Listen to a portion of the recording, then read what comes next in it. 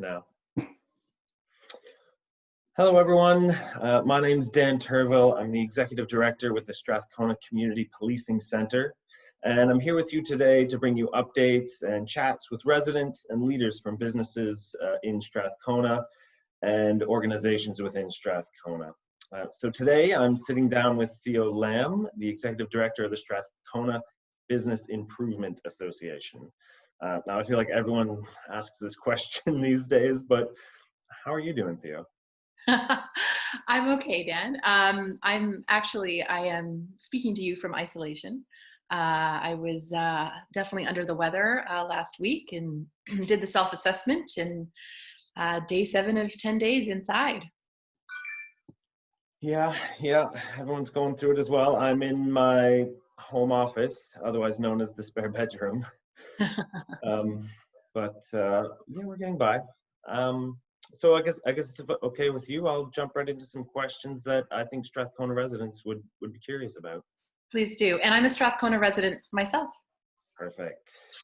Okay, so first, is there any resource that you know about or through the BIA online that Strathcona residents can utilize to find out what local businesses are open right now and what have been forced to close? Absolutely.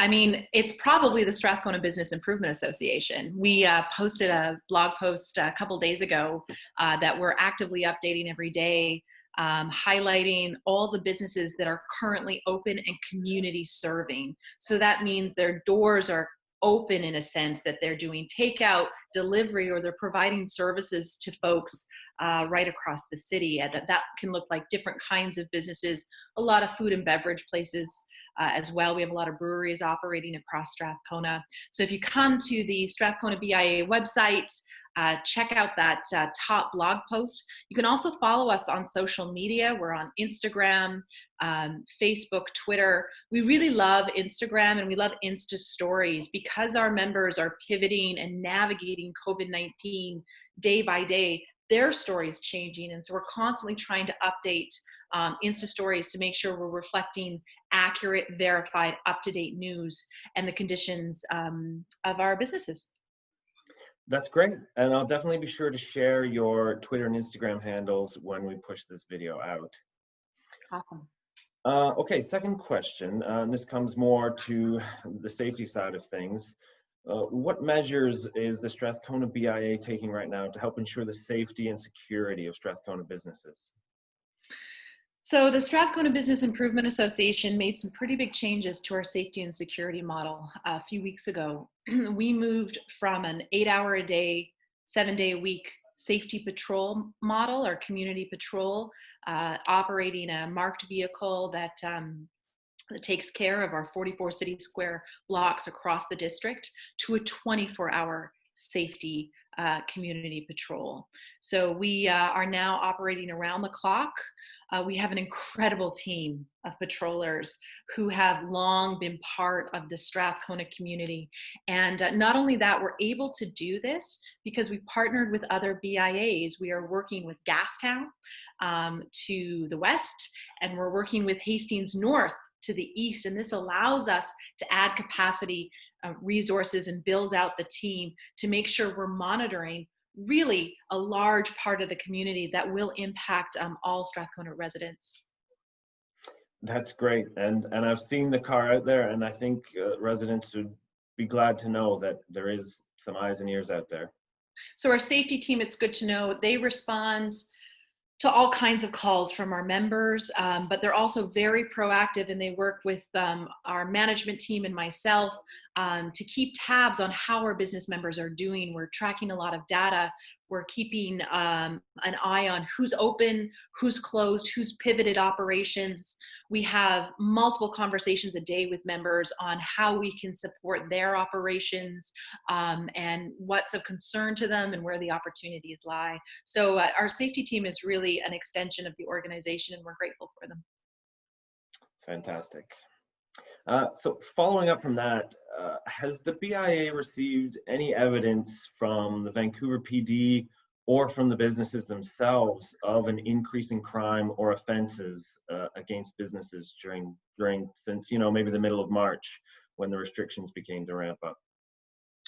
So the Strathcona BIA falls in what is District 2, and I believe there's 4 districts, Dan, across Vancouver. Do I have that right? Okay, Yeah. excellent.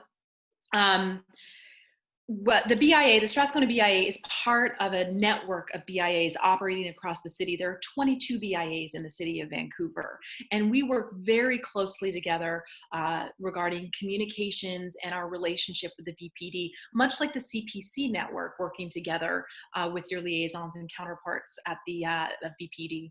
So I receive weekly updates and communications on what's going on, in addition to all the information our safety team is collecting. Have we seen a dramatic increase in property crime across our commercial district? No, but we are seeing different kinds of behaviors. You know, starting downtown and moving east, you're starting to see a few more businesses board up. And there's also some incredible community building opportunities, by the way, that's coming out of these boarded up businesses. It started in Gastown and it's spreading across the city. We're starting to see artists paint these boards and really activate it for community purposes. But they're still boards, and that changes a streetscape.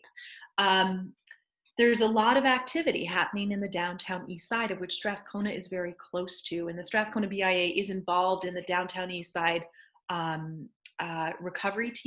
response team, rather. We've been involved with supporting the food security initiatives for the downtown east side as well. A lot of our members have participated and offered their support. It's been an incredible community showing. And it's also important to bear in mind that there is a lot of activity in this part of the community, in this part of the city, and new challenges are arising as we get further and further into social distancing and into the quarantine itself. Yeah, completely understand that. And I've noticed the boarded up buildings, and I've seen a couple of them that have been transformed into murals. And I think it just shows the incredible spirit of Vancouverites and people that live in Strathcona to just take that, what could be conceived as a negative, and spin it into a positive. Yeah. Okay, one of the many concerns that we've received has been the increase in garbage and waste around the community, even from masks and gloves that have been thrown out.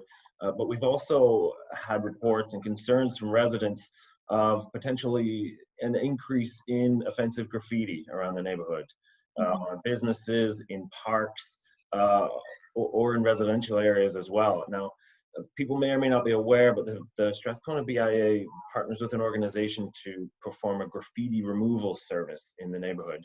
And is this service still operational? And if it is, how would a resident report an incident of offensive graffiti to be removed?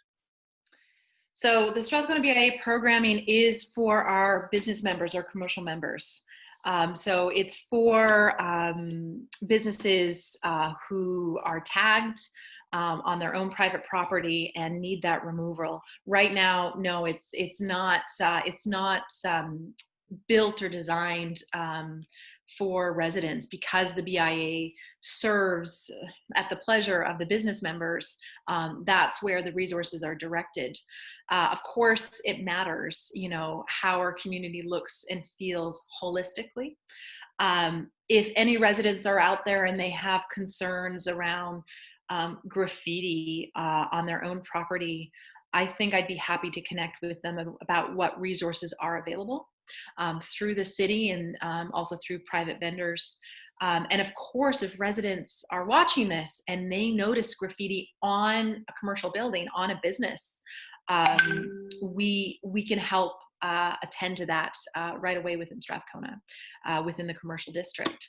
We are maintaining our micro cleaning services, so we run programs that ensure that our streets are kept as clean as possible right across the district. And while we've seen changes to those programs, we're maintaining them, which means we're still managing to keep up so far with kind of with the state of the streets. We're seeing a lot of masks and gloves being disposed of. I'm seeing more groups of volunteers sort of take it on themselves with pickers and buckets to help keep these streets clean. That totally sounds like something Strathcona would do, because Strathcona is amazing.